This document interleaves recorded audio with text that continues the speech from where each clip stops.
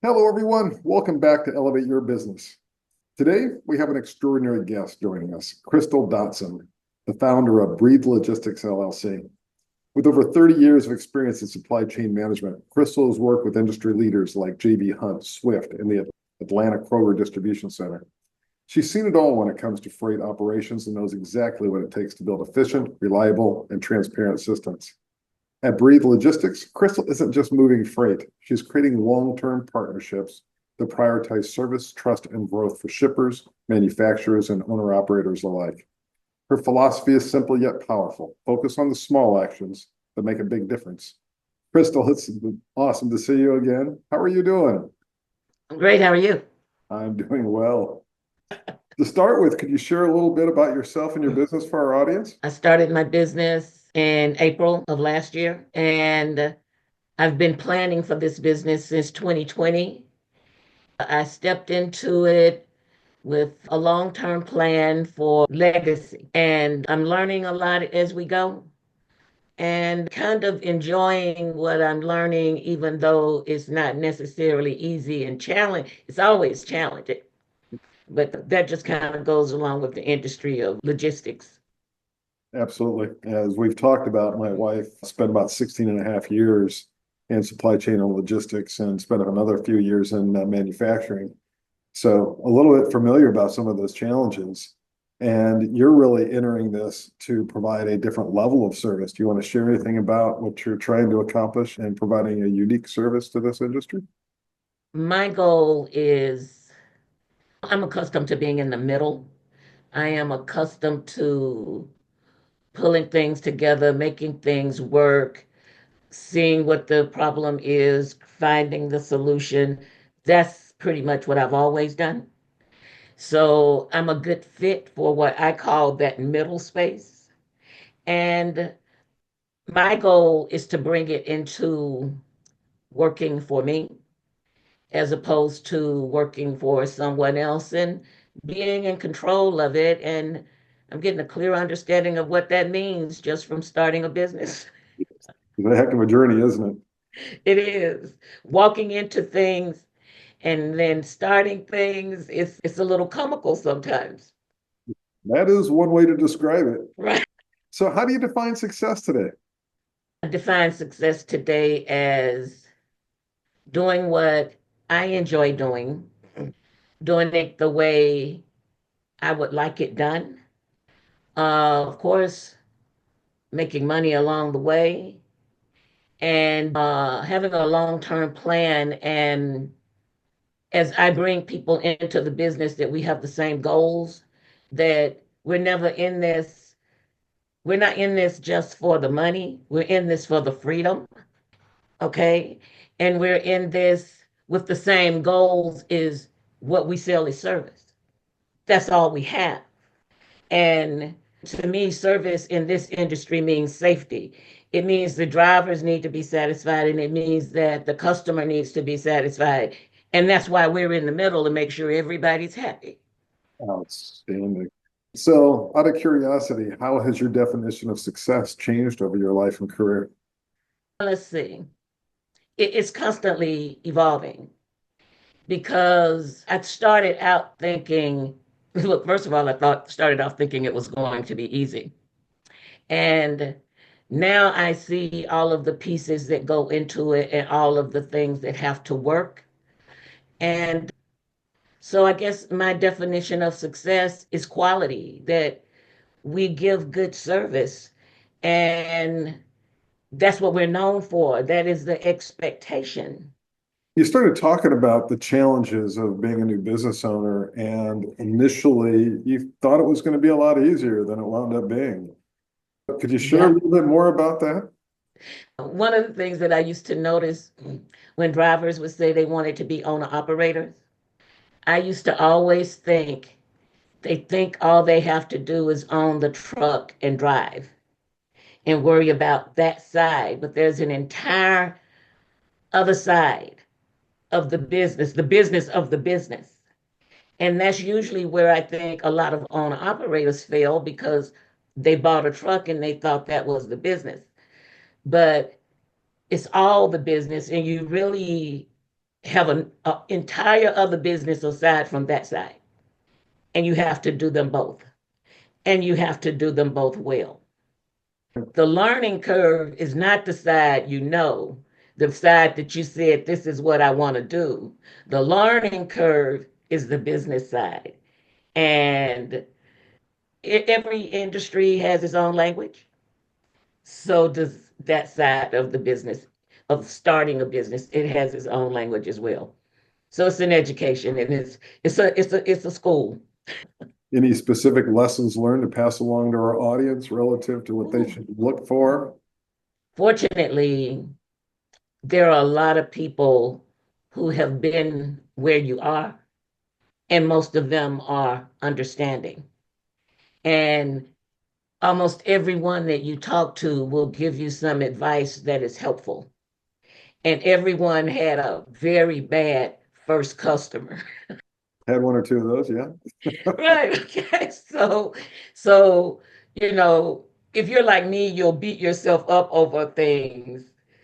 But just like you did when you had a job with someone else, you messed up, you got over it, and you kept it moving.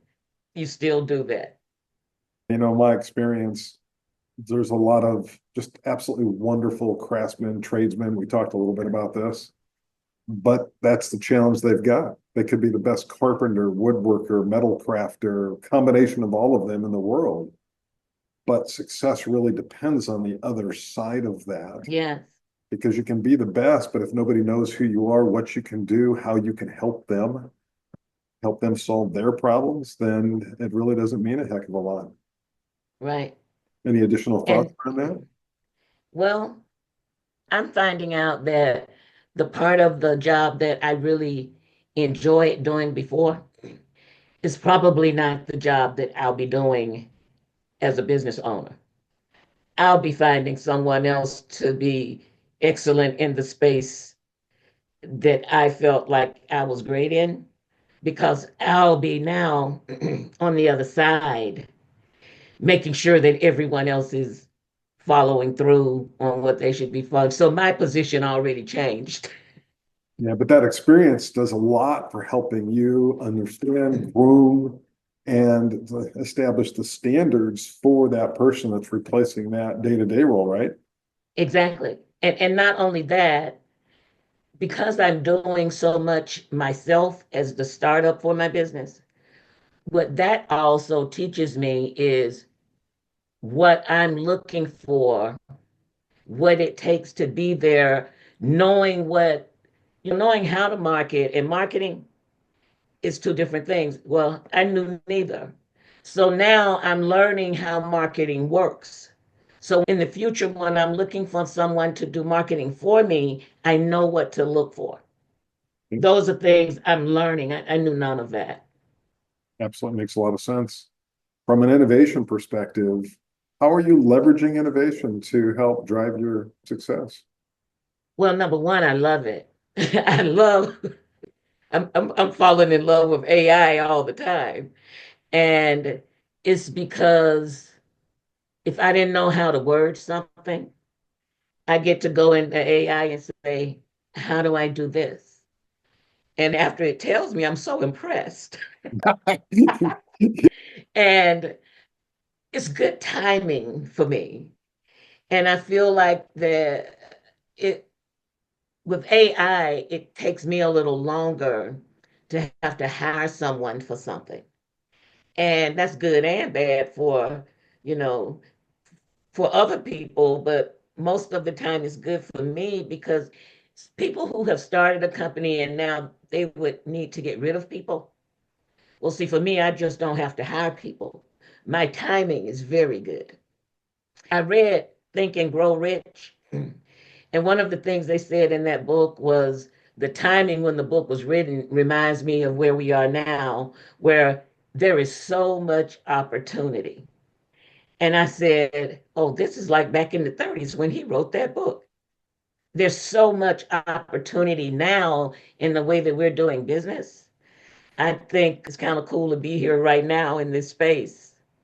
Any thoughts relative to the competition out there? And everybody understands a little bit. You can't pull up in an article or from anywhere without AI being kind of front and center of that conversation.